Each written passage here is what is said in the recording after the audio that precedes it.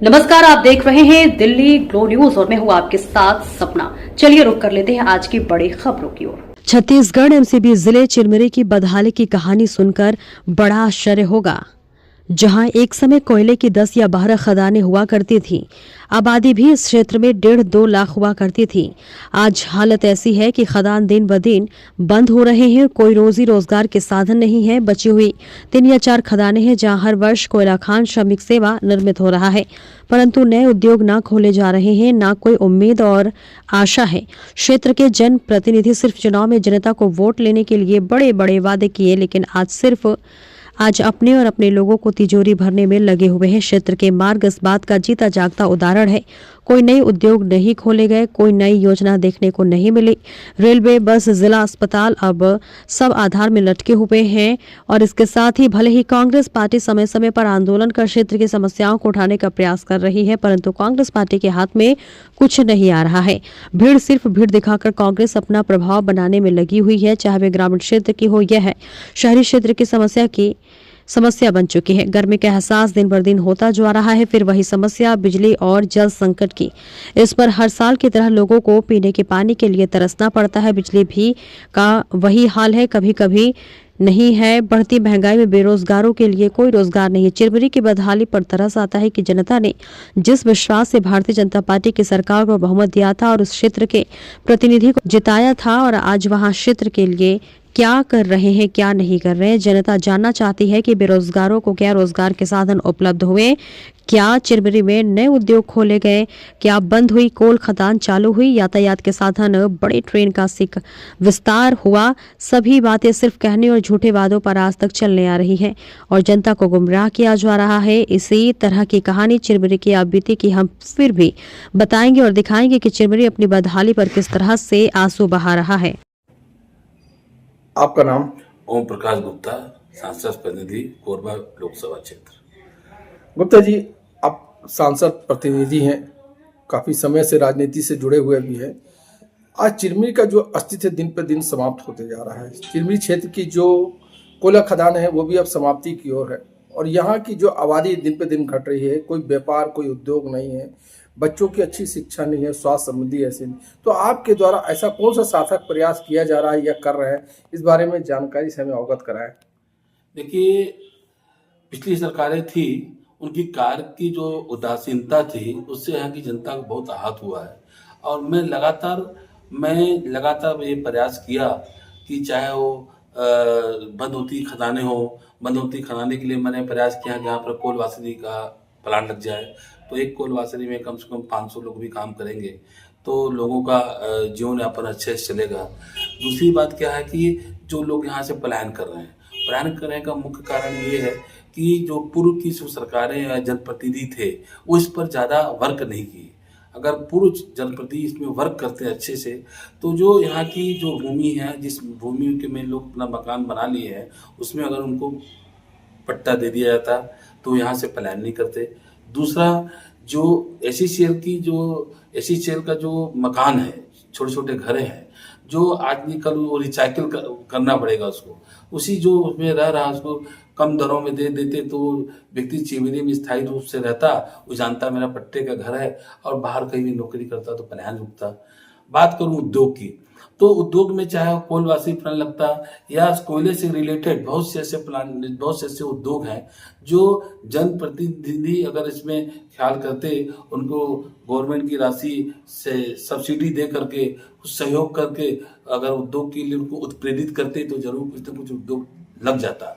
सवाल क्या होता है कि इच्छा शक्ति की कमी होने की वजह से चिरमिरी का स्तर, चिरमिरी का जो व्यवसाय है, चिरमिरी का जो बिजनेस है लगातार घटता चला जा रहा है। अच्छा, दूसरी बात यह है कि कुछ केंद्र की जो पॉलिसियां हैं, ऑनलाइन मार्केट होने से भी फर्क पड़ रहा है, पर उसका उतना अंतर नहीं पड़ रहा है जितना चिरमिरी में व्यापार उद्योग, छोटे छोटे उद्योग, अगर लघु उद्योग हो जाए कुछ, तो जरूर उसमें चिरमिरी के लोगों को लाभ मिलेगा और चिरमिरी के लोगों को रोजगार मिलेगा और यहाँ पर लोग स्थायी रूप से रह सकेंगे और पलायन नहीं। आपने सभी बात बता दी कि यहाँ पास ये चीज होना चाहिए, वो चीज होना चाहिए। मेरा मुद्दा था कि चिरमिरी में आप एक सांसद प्रतिनिधि होने के नाते आपका क्या प्रयास रहा और अभी तक आपने इस बार इस क्षेत्र के बारे में क्या किया है? मेरा देखिए, सवाल ये है। मैं बहुत अच्छा सवाल है। और मैं एक पावर प्लांट के लिए बात किया था, लगातार मेरी बात हुई थी। उस समय बड़े नेता आए थे, कुछ स्थानीय नेता से मेरी बात हुई थी कि 20-25 मेगावाट का अगर बिजली का प्लांट डाल देते तो कम से कम 2000 लोगों को नौकरी मिलती। एक जैसे रेणुकूट उत्तर प्रदेश में एक प्लांट लगा हुआ है, हिंडाल्को प्लांट, एल्युमिनियम प्लांट। उस एल्यूमिनियम प्लांट को भी अगर बात कर लेते जिंदल से, अदानी से, तो प्लांट के लिए पूरी व्यवस्था यहाँ पर है। यहाँ पर रेल है, यहाँ पर कोयला है, पानी है। युवा बच्चे पढ़ लिख के जो डिग्री लेकर बेचारे तैयार बैठे हैं, उनको नौकरी मिल जाती। ये दो प्लांट में कोई एक खुल जाए या दोनों खुल जाए, इससे लोगों को रोजगार मिलता। इसके लिए मैं मुख्यमंत्री से बात किया। इसके लिए मैं लगातार चरणदास महंत सांसद जी को भी बोला, भूपेश बघेल को बोला, रमन सिंह की जब सरकार थी तो उनको भी मैंने जेएम कॉम्प्लेक्स में एक ज्ञापन दिया, लेकिन कुछ हुआ नहीं। मेरा प्रयास लगातार जारी रहा और लगातार मैं हमेशा प्रयास कर रहा था कि चिमरी के विकास के लिए, चिमरी के डेवलपमेंट के लिए जहाँ जहाँ जो भी बाधा आती रही, उस बाधा को दूर करने के लिए मैंने संबंधित उचित फोरम में जाकर के अपनी बात रखी अपने साथियों के साथ और ज्ञापन दिया। ज्ञापन का फोटो भी लगातार वीडियो में चला, समाचार न्यूज में चला, पर उस ज्ञापन के बाद उसमें कोई वर्क नहीं हुआ। इसका कारण ये है कि पूर्व के जो जनप्रतिनिधि थे, उनकी उदासीनता का रवैया होने की वजह से यहाँ की जनता डरी, सहमी और भविष्य के लिए चिंतित है। एक चीज बताइए, आप यहाँ के क्षेत्र की समस्या तो देख ही रहे हैं, लेकिन यहाँ पास आवागमन के साथ साथ यहाँ चिरमिरी क्षेत्र के जो मार्ग है उसकी हालत भी बहुत खराब है। इस संबंध में आपके द्वारा क्या प्रयास किया गया? देखिए, चिरमिरी कोलफील्ड एरिया है और चिरमिरी एक शहर है। चिरमिरी शहर के साथ साथ जो कोलफील्ड में है, तो कोलफील्ड से कम हजारों करोड़ रुपया गवर्नमेंट को राजस्व के रूप में मिलता है, जो DFM फंड में जाता है। तो जो SECL जो फंड देती है, उसका अगर सही उपयोग कर ले DMF फंड का पैसा, तो सड़कें बन जाएं। आज पूरी सड़कें की हालत बहुत खराब है।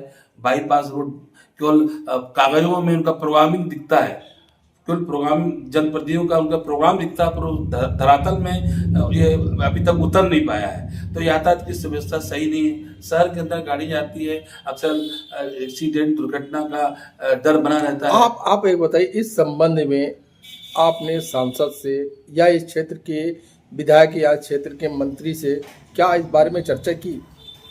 अभी सांसद महोदया श्रीमती ज्योत्सना चरणदास महंत जी का आगमन हुआ था। मैंने उनको भी एक तो ज्ञापन दिया और श्यामगिरी जायसवाल को भी दिया हूँ कि भाई इसमें आप रोड, सड़क के लिए, यातायात की व्यवस्था के लिए, शिक्षा के लिए, स्वास्थ्य के लिए आप इसमें कुछ हमारी मदद कीजिए। और हो सके तो चिरमिरी एक हिल एरिया है, इसको आप एजुकेशन हब बनाइए, या पहाड़ के अंदर शंकर भगवान का जो कभी भी मूर्ति बनी है, आप एक हिंडोला लगा दीजिए। अगर ऊपर में आधा एकड़ जमीन, एक एकड़ जमीन को प्लेन करके, 1.5 एकड़ जमीन को प्लेन करके हिंडोला लगा देंगे तो एक दर्शनीय स्थल हो जाएगा और बाहर के लोग हिंडोला देखने के नाम से आएंगे और ऊपर आएंगे और जाएंगे, तो यहाँ के लोगों का रोजी और रोजगार में डेवलपमेंट, विकास होगा। इस संबंध में मंत्री द्वारा क्या आश्वासन मिला आपको? मंत्री का बस यही गोल मटोल जवाब है, देखता हूँ, करता हूँ, अभी इधर जा रहा हूँ, करवाऊंगा, बस गोल मटोल जवाब है। और उसमें कोई धरातल में ऐसा काम नहीं दिख रहा है कि उनके जवाब पर विश्वास आगे किया जा सके। चलिए, बहुत बहुत धन्यवाद। आपका नाम? शिवांश कुमार जैन। जैन साहब, चिरमिरी की जो स्थिति है, इस संबंध में मैं चाहूँगा, आप चिरमिरी के ब्लॉक कांग्रेस कमेटी के अध्यक्ष नियुक्त हुए हैं और चिरमिरी को किस दृष्टि से आप देखते हैं, इस बारे में मेरे को बताएंगे, चिरमिरी का अस्तित्व के बारे में।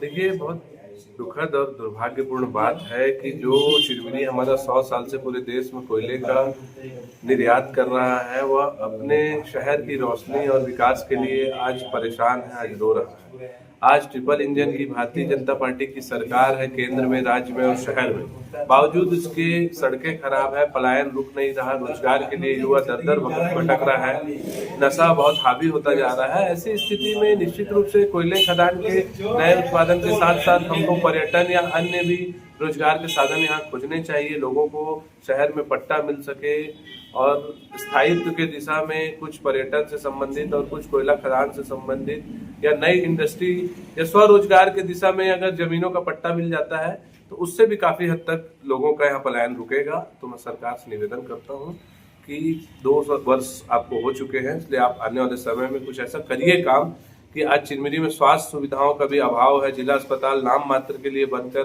तैयार है लेकिन सुविधा कुछ भी नहीं है। शिक्षा के लिए भी आदमी को बाहर जाना पड़ रहा है और रोजगार के लिए भी। तो इन मूलभूत सुविधाओं पर उनको ध्यान देना चाहिए। चिरमिरी में बेरोजगारों के लिए क्या उद्योग होना चाहिए जिससे चिरमिरी में जो ठहराव की स्थिति है थम जाए और व्यापारियों का व्यापार बढ़ सके?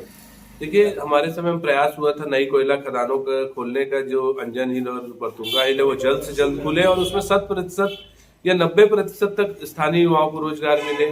पर्यटन को दूसरे विकल्प के रूप में यहाँ पर चूंकि अच्छी प्राकृतिक सौंदर्य चिरमिरी में है, हिल स्टेशन है, तो उसको भी उपयोग करते हुए यहाँ साफ सफाई और पर्यटन के दिशा में अगर नगर सरकार काम करे या राज्य सरकार काम करे तो एक अच्छा पर्यटन स्थल बनाया जा सकता है इसको।